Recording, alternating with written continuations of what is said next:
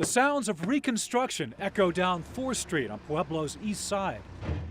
These old brick buildings, crack houses until just a few years ago, will soon house homeless veterans. But on Pueblo's east side, this is the proverbial drop in the bucket. It became kind of a neighborhood that maybe wasn't the best neighborhood to settle in because it was on the other side of the river, other side of the train tracks.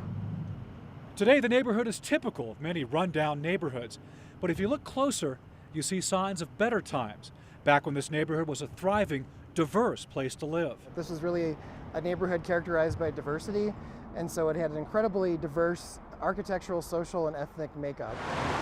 Separated from downtown Pueblo by Fountain Creek, the east side developed its own culture.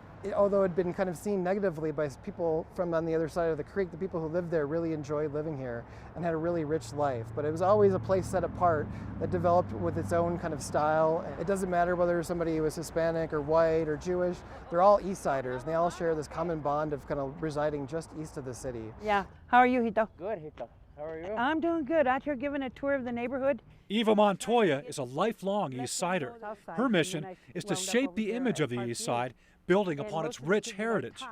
If we can do some attractive things to keep people here from having to move away, that's my whole bottom line. You know, is to stay here, raise your kids here, you know, do things, bring jobs. But to get things going, she had to sow some seeds, literally. I had always planned on doing a garden, but I needed to make sure that I had the right place to do it.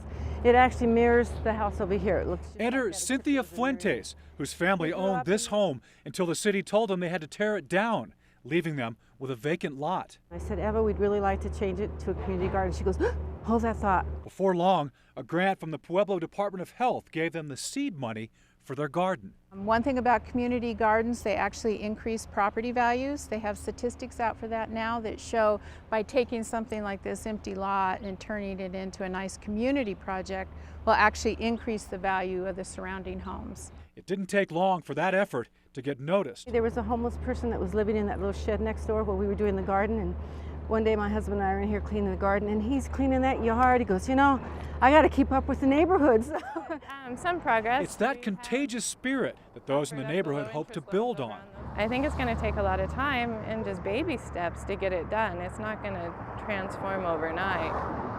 But I know that nobody's willing to give up on it. Success begats success, and right now the neighborhood needs a lot of successes. This one's mine. But it's these little successes that can set great things in motion. It may be expensive for those first few buildings, but once there's energy in the center of the neighborhood and these historic buildings, you know, that generates more energy and that starts to generate the value. Boom and bust, a cycle very familiar to those on the east side.